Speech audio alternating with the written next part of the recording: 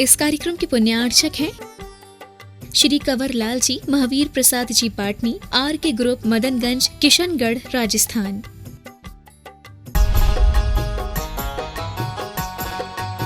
आदिनाथ भगवान की, वर्तमान शासन नायक श्री वर्धमान महावीर भगवान की, परम पूज्य आचार्य गुरुवर श्री विद्यासागर जी महाराज की। आज आप सभी लोगों के लिए मेरी भावना के माध्यम से आपके अंदर कुछ अच्छी भावनाएं प्रेषित करने का विचार हुआ है। मेरी भावना, जैसा कि यह शब्द है, इस शब्द के अनुसार भाव आता है माई फीलिंग्स। मेरी भावना का मतलब, लेकिन यहाँ जो आपको सुनाया जाएगा, जो आपको बताया जाएगा, वो आपकी फीलिंग अगर बनेगी तो ये आपकी भावना बनेगी, अदरवाइज़ ये तो केवल बुक की ही भावना रह जाएगी। किसी को प्राप्त हुई है कि बहुत से स्कूलों में भी यह भावना पढ़ाई जाती है।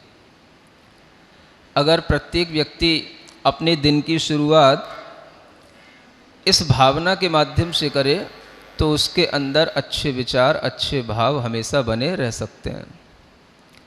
तो इस भावना में सबसे पहले जो लाइनें हैं वो आपके लिए पढ़ता हूँ, और बहुत से लोग इन भावनाओं की लाइनों से परिचित भी होंगे, और इसके अर्थ में भी हम थोड़ा सा आज जानने की कोशिश करेंगे। इन भावनाओं के माध्यम से हमारे मन और मस्तिष्क पर क्या प्रभाव पड़ेगा, ये हम खुद स्वयं महसूस भी करेंगे। जिसने राग द्वेष कामादिक जीते सब जग जान लिया, सब जीवों को मोक्ष मार्ग का निष्प्रह हो उपदेश दिया। बुद्ध वीर जिन हरिहर ब्रह्मा, या उसको स्वाधीन कहो। भक्ति भाव से प्रेरित हो यह चित्त उसी में लीन रहो, चित्त उसी में लीन रहो। ये मेरी भावना की प्रारंभिक पंक्तियां हैं। एक तरह से यह एक मंगल भावना है, और इस मंगल भावना में यह बताया जा रहा है, जिसने राग द्वेष कामादिक जीते सब जग जान लिया। क्या कहा जा रहा है? समस्त जगत को जानने वाला वह व्यक्ति हो जाता है जिसने राग द्वेष काम आदि जो भाव हैं, इन भावों को जो जीत लेता है, वह व्यक्ति ही सभी जगत को जानने वाला सर्वज्ञ हो जाता है। आप कभी किसी सर्वज्ञ के अस्तित्व पर विश्वास तब कर पाएंगे जब आपको ये ज्ञान में आए कि जैसे जैसे राग द्वेष मोह आदि की कमी होती चली जाती है, वैसे ही वैसे हमारा ज्ञान भी प्योर होता चला जाता है। क्या होता जाता है? हमारी आत्मा में जो ज्ञान है, उस ज्ञान को इम्प्योर बनाने वाली जो चीज़ें हैं वो यही हैं, और उसमें भी मुख्य चीज़ें दो हैं, राग और द्वेष, जिसे हम कहते हैं अटैचमेंट एंड अवर्जन। इन दो चीज़ों के माध्यम से हमारे अंदर ऐसी प्रवृत्तियां बनी रहती हैं जिससे हमारा ज्ञान हमेशा संसारी अवस्था में रह कर के संसार की ही चीज़ों को चाहता रहता है। तो जिन्होंने इस राग और द्वेष को नष्ट कर लिया होता है, वही व्यक्ति सब जगत को जानने में समर्थ सर्वज्ञ बन जाता है। सर्वज्ञ कौन कहलाएगा? जो सबको जानता हो, और सबको जानने वाले उस सर्वज्ञ के बनने के पीछे कारण क्या छिपा होगा? तो उसका एक मुख्य कारण है जिसमें बिल्कुल भी किसी भी जगत के किसी भी पदार्थ से या किसी भी व्यक्ति से न राग हो न द्वेष हो। राग समझते ना? एन इमोशन ऑफ अटैचमेंट, और द्वेष का मतलब होता है एक इमोशन ऑफ हेट या एवर्जन भी बोलते हैं उसको। ये राग और द्वेष ही दो चीज़ें ऐसी हैं जिन पर यदि व्यक्ति अपना कंट्रोल करने लग जाए तो उसकी नॉलेज बहुत प्योर होने लग जाती है, उसके अंदर इतनी एनर्जी आने लग जाती है कि वह अपने आप को हमेशा उस एनर्जी से, पॉजिटिव एनर्जी से भरा हुआ महसूस करता है, तो उसके अंदर किसी भी चीज़ की कभी भी कमी नहीं खलती है। हम जीते तो हैं, लेकिन जीते हुए कभी भी इन चीज़ों को हम अपना आदर्श नहीं बना पाते हैं। किन चीज़ों को? ऐसे व्यक्तियों को हमें आदर्श बनाना चाहिए, इसलिए इन व्यक्तियों की याद की जाती है, उन आत्माओं की याद की जाती है जिन्होंने ये लेवल जो है प्राप्त कर लिया है। हर व्यक्ति का दुनिया में जीने का एक अपना ढंग भी होता है, और हर व्यक्ति का अपना एक एनर्जी का भी लेवल होता है, और हर व्यक्ति का अपना एक कॉन्शसनेस का भी लेवल होता है। अब आदमी का लेवल जैसे जैसे बढ़ेगा तो वो कहाँ जाएगा, किस ओर जाएगा? आप कुछ लोगों को बहुत ग्रेट मानते हो ना? तो जो लोग किसी भी सेंस में ग्रेट होंगे तो उनके पास में कुछ स्पेशल, कुछ ग्रेट एनर्जी भी होगी, लेकिन वो कैसे आएगी? उसका कोई पाथ होगा, उसके थ्रू, उस पर चलते हुए ही उन्हें वो लेवल उस तरीके का बन पाएगा। तो उस ग्रेट एनर्जी को प्राप्त करने के लिए हमें उन व्यक्तियों तक पहुंचना होता है जिन्होंने इस लेवल को प्राप्त कर लिया। आपका जीवन अपनी एनर्जी से ही चलता है। आप देखते हो कि कभी कभी आपको बहुत थकान महसूस होती है, और कभी कभी आप बहुत अपने आप को बिल्कुल भीतर से तरोताज़ा महसूस करते हो। आप कभी सोचते हो कि ऐसा क्यों होता है? क्यों होता है ऐसा? आप एक काम करना, आप जिस दिन अपने आप को तरोताज़ा महसूस करो, उस दिन आप सोचना कि आज हमने क्या सोचा, आज हमने क्या भावनाएं की। समझ आ रहा?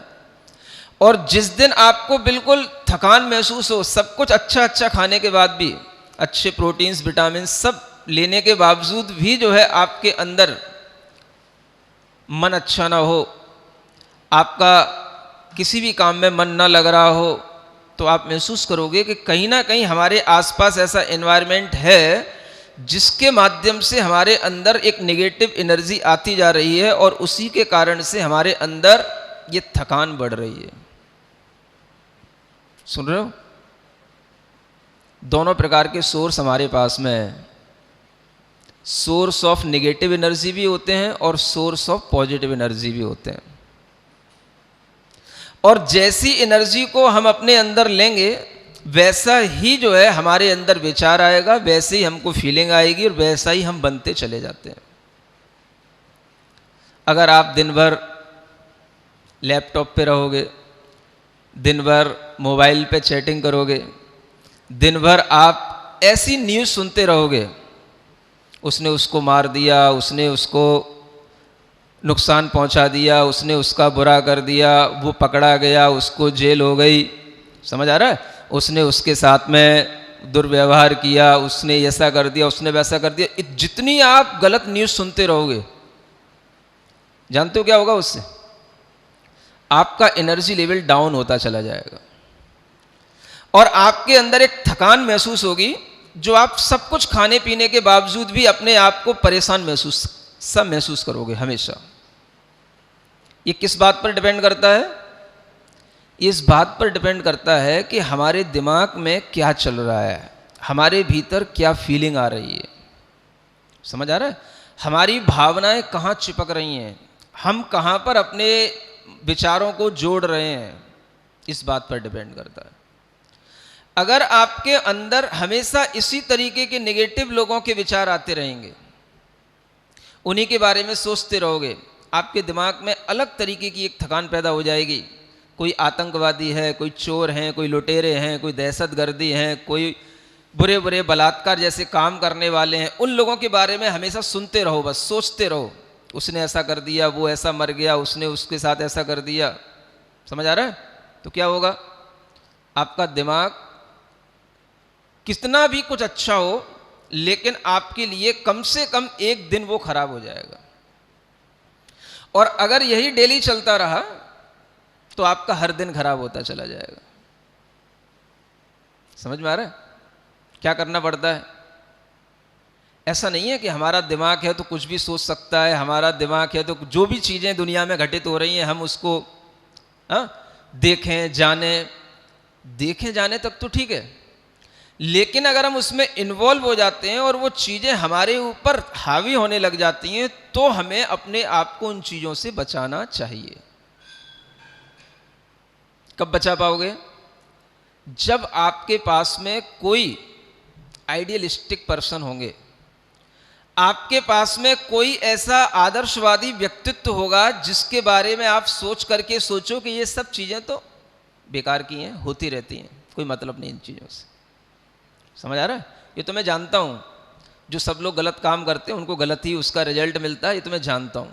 ऐसा सोच करके यदि आप उससे हटोगे, तभी आपके अंदर सोर्स ऑफ पॉजिटिव एनर्जी का अपने आप आने लग जाएगा। आपको ये मेरी भावना बताई जा रही है। भावना का मतलब आपकी फीलिंग। आप अपने आप को अगर अच्छा महसूस करोगे, अगर आपकी फीलिंग गुड फीलिंग्स होंगी, तो वो तभी पॉसिबल है जब आपकी थिंकिंग गुड होगी।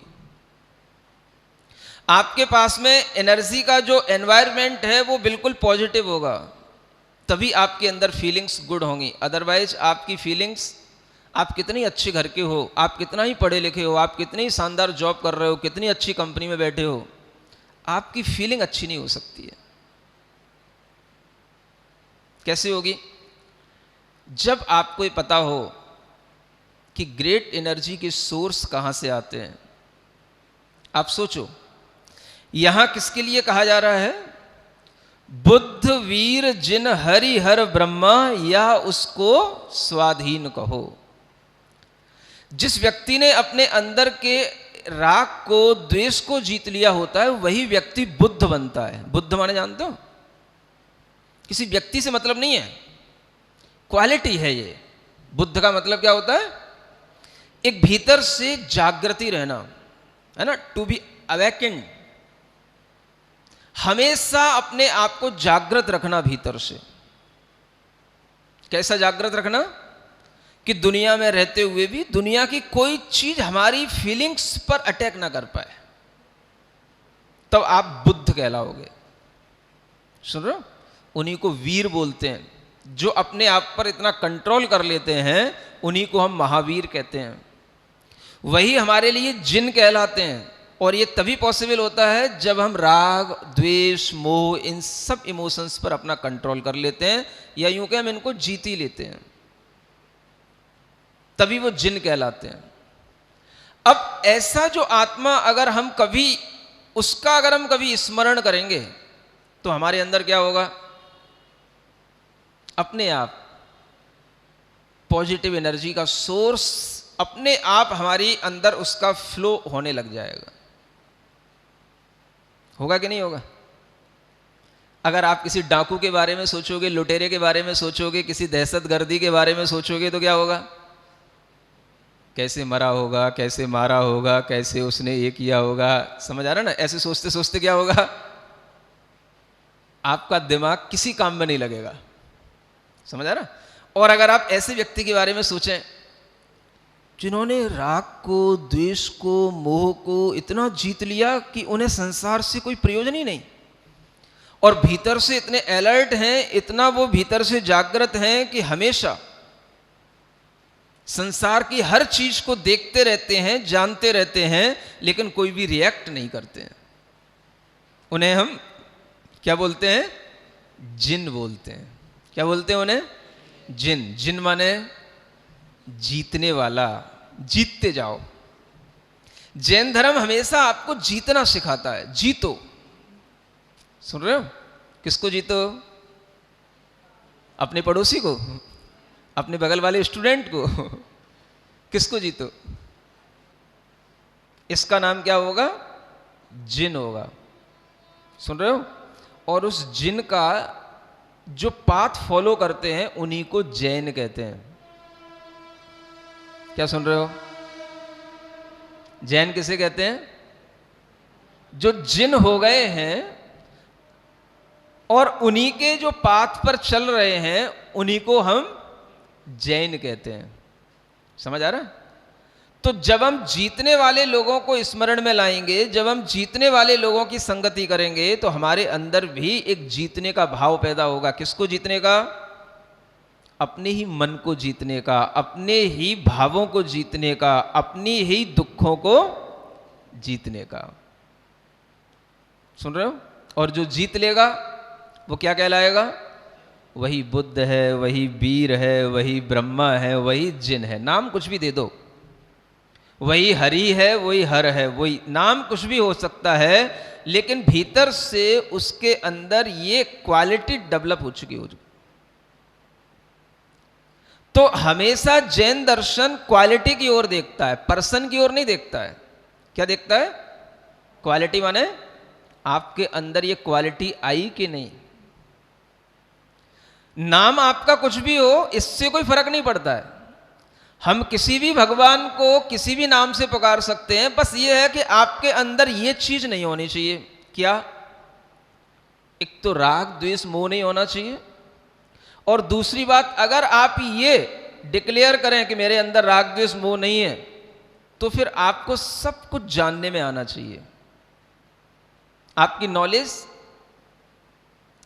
ओमनिसिएंट नॉलेज होनी चाहिए, सर्वज्ञता आपके पास होनी चाहिए, आपको सब कुछ देखने और जानने में आना चाहिए।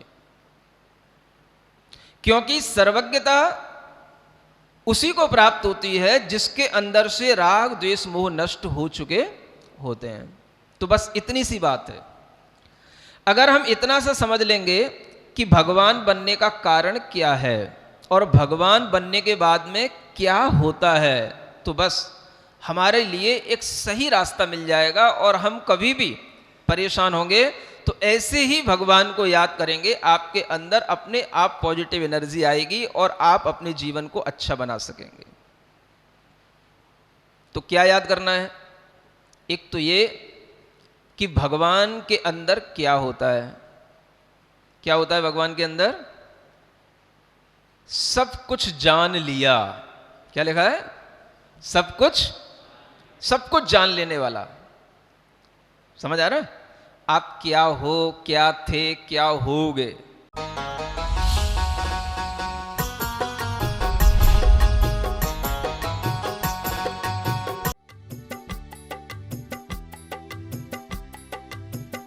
इस कार्यक्रम के पुण्यार्चक थे श्री कंवर लाल जी, महावीर प्रसाद जी पाटनी, आर के ग्रुप, मदनगंज, किशनगढ़, राजस्थान।